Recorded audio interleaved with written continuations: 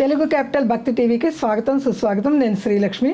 ఈరోజు మనతో శ్రీ శ్రీ శ్రీ ఆనంద శివకామేశ్వరి పీఠాధిపతి, దేవి ఉపాసకురాలు, ప్రముఖ ఆధ్యాత్మికవేత్త, ధర్మ శిరోమణి అవార్డు గ్రహీత శ్రీ శ్రీ శివకామేశ్వరి ఆనందమయ్య అమ్మ మనతో ఉన్నారు. అమ్మ నమస్కారం. అమ్మ శ్రీమాత్రే నమః. అమ్మ మీరు కనకధార గురించి చాలా అద్భుతంగా వివరిస్తున్నారు. వింటూ ఉంటే మనసు పులకరించిపోతూ ఉంటుంది. ఆ లక్ష్మీదేవి కటాక్షం మాకు కలుగుతుందా అన్నట్టుగా ఉంటుంది. మీరు చెప్పేవన్నీ మేము ఆచరిస్తూ ఉన్నాము. మేము రోజు కనకధార కూడా చదువుతున్నాము. మీరు ఇంకా వివరంగా చెప్తాం వల్ల మనసుకు హత్తుకుపోతుంది. ఆ భావం తెలుస్తాం వల్ల ఆ శ్లోకం యొక్క అర్థం మాకు బాగా అర్థమవుతుంది. ఈరోజు ఏమి వివరిస్తారు? 7 శ్లోకాలు పూర్తి చేసుకున్నాం కదమ్మా మన ఇంట్లో. ఇవాళ 8వ శ్లోకం గురించి తెలుసుకుందాము.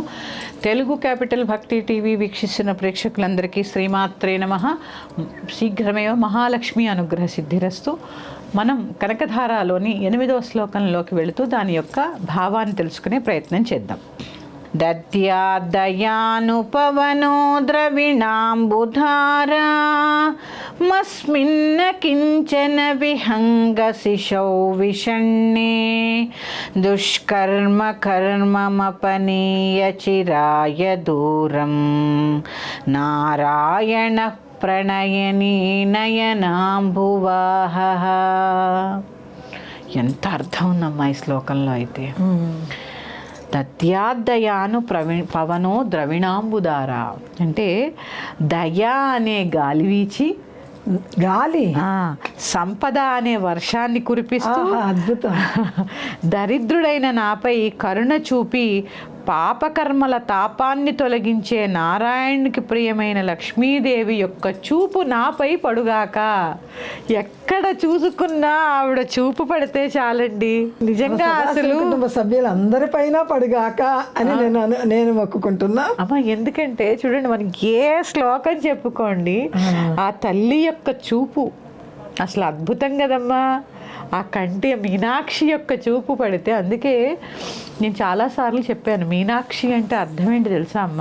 చేప ఏం చేస్తుందంటే కింద ఎక్కడో గుడ్లు పొదుగుతుంటాం, ఆ పైకి వచ్చేస్తుంది, నీళ్ల పైకి వచ్చి కంటి చూపు ద్వారా తన పొదిగిన గుడ్లని ఆ పిల్లలు తయారవుతూ ఉంటాయి. మళ్ళీ పెడుతుందండి, అక్కడ కిందకి వెళ్ళి పెడుతుందట. ఆ పెట్టినప్పుడు తన చూపు ద్వారా పిల్లల్ని పెంచుతుంది. మళ్ళీ వెళ్ళదటండి. ఆహారం మామూలుగా అయితే పక్షులు చూడండి, క్రిమికీటగా చూడండి, ఆహారం పట్టుకెళ్ళి ఎట్టి పొదుగుతాయి, లేదంటే ఆహారం పట్టుకెళ్ళి తినిపిస్తూ ఉంటాయి. చేప అలా ఏం చేయదుటండి, కంటి చూపు ద్వారా మాత్రమే పిల్లల్ని పెంచుతుంది. అంటే అమ్మ కూడా చూడండి, మనం ఎక్కడా చూడము అమ్మని, ఆవిడ చూస్తే చాలండి మనం పెరిగిపోతూ ఉంటాం. అక్కడెక్కడో ఉంది మణిద్వీపంలో తల్లి మీనాక్షి చేపల వంటి కన్నులు కలది. ఆ మీనాక్షి అంటే చేపల వంటి కన్నులు కలదని ఒక అర్థమైతే, మరి నమ్మినా నమ్మకపోయినా యథార్థం ఇప్పుడు అందరికీ తెలుస్తుంది కదండి. అమ్మవారి చూపులతోనే మనకి ఎందుకంటే వస్తుందా అంటే మరి చేప గుడ్డుని పిల్లని చేస్తుంది. ఎందుకంటేనండి, ఈ యొక్క తల్లి గర్భంలోంచి వచ్చిన మనం ఎలా పుట్టాం, ఎలా పెరిగాం గర్భంలో, ఆ బయటికి వచ్చిన తర్వాత కేవలం పాల మీదే పిల్ల ఎదుగుతాడు. తర్వాత అంటే అక్కడి నుంచి ఆవిడ పెంచుతూ ఉంటుందండి. ఆ మణిద్వీపంలో కూర్చుని చూస్తూ ఉంటుంది ఆ మీనాక్షిదేవి. అలాగా నిజంగానండి, అమ్మవారి యొక్క చూపు పడినంత మాత్రము చేతనే కాళిదాసు మహాకవి అయిపోయాడు. అంతే కదండి. అంటే అక్కడ ఆవిడ లోక సంచారానికి వెళ్ళింది. భార్య చెప్తుంది, నువ్వు వెళ్ళు నాయన, ఆవిడని పట్టుకో గట్టిగా కాళికాదేవినని. వెళ్ళాడు. వెళ్ళి ఏం చేశాడు, ఆవిడ సంచారానికి వెళ్తే లోపల గదిలోకి వెళ్ళి తలుపేసేసుకున్నాడు. ఆవిడికి తెలియదు అనుకుంటున్నారా, మహామాయా స్వరూపు నా మాత్రం కనిపెట్టలేదా? అసలు వీడు ఎందుకు వచ్చాడు, వీడికి ఏం కావాలి అనేది కూడా ఆవిడికి తెలుసు. జ్ఞానం కోసం వచ్చాడు, ఒక మహాకవి ఉద్భవిస్తాడని ఆవిడికి తెలుసు. ఎంత పరీక్ష, తలుపు తీయరా అంటే నేను తీయనంటాడు. అంటే ఆ తలుపు ఎప్పుడు నాకు జ్ఞానాన్ని ప్రసాదిస్తే తీస్తానన్నాడు.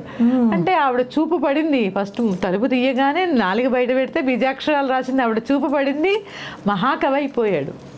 చూడండి అమ్మవారి యొక్క చూపులో ఉన్నటువంటి గొప్పతనం.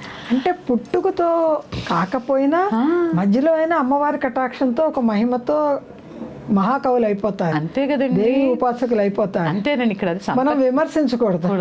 సంపత్కరీ సమారూఢ సింధుర వ్రజ సేవిత. ఆ సంపత్కరీ దేవత ఏనుగుల గుంపుతో సహా వచ్చేస్తుందండి అమ్మవారిని ఆశ్రయిస్తే. ఆహా, ఎంత అదృష్టం. అసలు అద్భుతం కదండి. వాళ్ళ యొక్క ఇప్పుడు కాళిదాసునే తీసుకోండి, ఎక్కడో గొర్రెల కాపరి అనుకుందాం. కాపరి మహాజ్ఞాని ఎలా అయ్యాడంటే, ఇలా ఏమంటారంటే ఎక్కడో ఒక్కడయ్యాడు మీరు అందరూ అవుతారా అంటే అయ్యే ప్రయత్నం చేస్తే అవుతారు. మన ప్రయత్నం లోపల లేకుండా ఉండాలి కదా. ప్రతి ఒక్కరూ శంకర్లు, ఆ వయసులో శంకర్లు అయ్యారంటే ప్రతి ఒక్కరూ శంకర్లు అవ్వాలంటే ముందు అవ్వాలని మనకు ఉండాలిగా.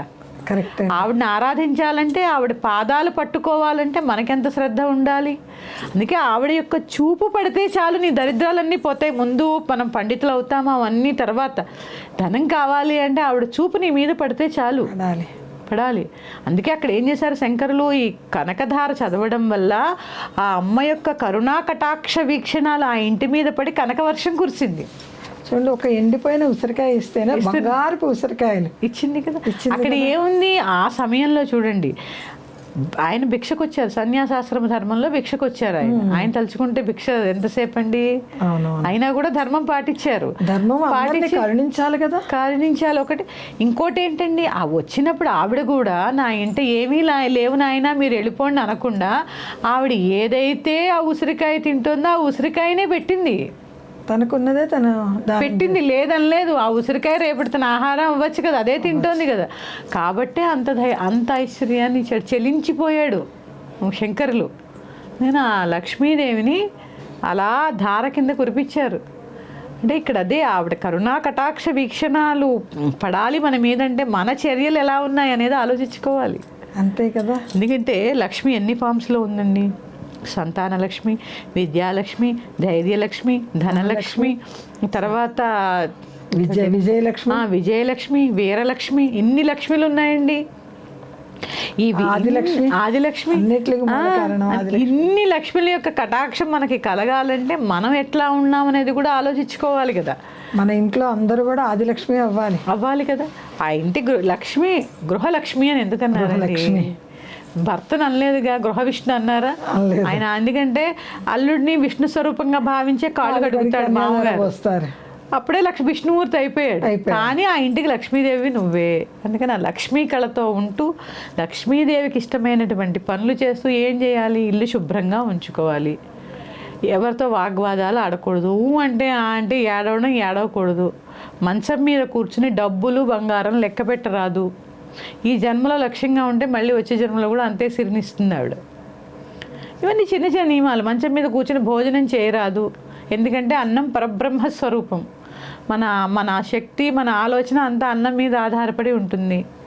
భగవంతుడికి సమర్పించి తినడం, వచ్చిన వాళ్ళకి కాస్త అన్నం పెట్టడం, మంచినీళ్ళు అందించడం, ఇవన్నీ కూడా లక్ష్మీదేవికి ఇష్టమైన పనులే కదండి. అంతే, అతిథి దేవో భవ. ఇవన్నీ ఉంటూ కూడా మనకు కొన్ని కోరికలు ఉంటాయి కదండి, ఉంటాయి కదా, కొన్ని చేసుకునే ఉంటాయి పరిహారాలు. అవి చేసుకుంటూ చక్కగా ఆవిడ కృపా కటాక్షాలు పొందుతూ ముందుకెళ్ళిపోదాం. 8వ శ్లోకం మళ్ళీ ఒకసారి చెప్పుకుందాం. చెప్పండి. దద్యాదయానుపవనో ద్రవిణాంబుధారా మస్మిన్న కించన విహంగశిశౌ విషణ్ణే దుష్కర్మ ఘర్మమపనీయ చిరాయ దూరం నారాయణ ప్రణయనీ నయనాంబువాహ.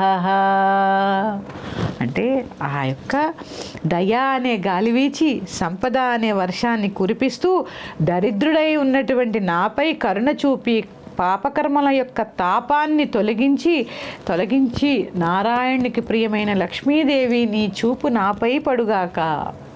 ఎంత విశేషంగా ఉంది చూడండి అర్థం. అందుకని ఇది పాటిస్తూ ఉంటే చాలమ్మా, ఇది పాటిస్తూ ఉంటే మనకి ఇందులో చెప్పినవి నిజంగా మనం దారిద్రం అంటే ధనం లేకపోవడం ఒకటే కాదండి దారిద్రం. ఏమంటే ధనమున్నా అనుభవించిన వాళ్ళు దరిద్రులేగా.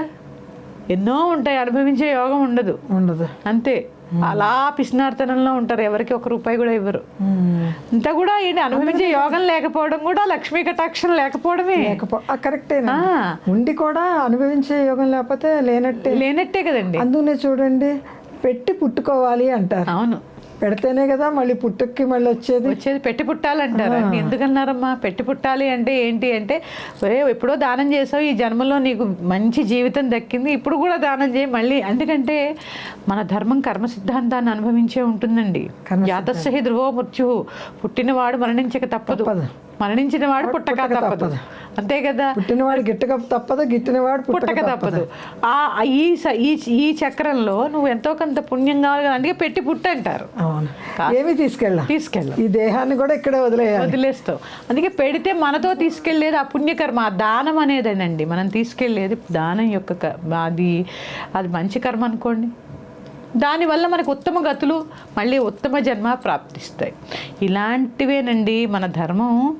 అంటే ఇక్కడ అదే కదా, ఇక్కడ ఎందుకు ఇది ప్రస్తావించానంటే, మనం ఇందులో చెప్పుకున్నాం ఇప్పుడే, ఈ దారిద్ర్యముకు కారణమైనటువంటి పూర్వజన్మ కర్మలను శాశ్వతంగా దూరం చేయి తల్లి అని మనం 8వ శ్లోకంలో చెప్పుకున్నాం.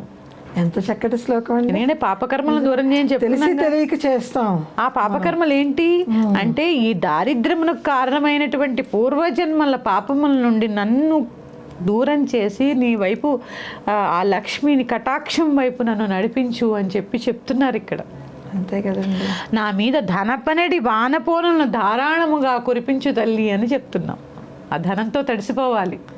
ఎలా అయితే ఆ కనకధారలో ఉన్నటువంటి ఆ కాసుల వర్షం కురిసిందో మన మీద కూడా అలా కురవాలని, మీరందరూ కూడా సుభిక్షంగా ఉండాలని కోరుకుంటూ 9వ శ్లోకంతో మీ ముందుకు వస్తాను. శ్రీమాత్రే నమః. స్వస్తి. శ్రీమాత్రే నమః.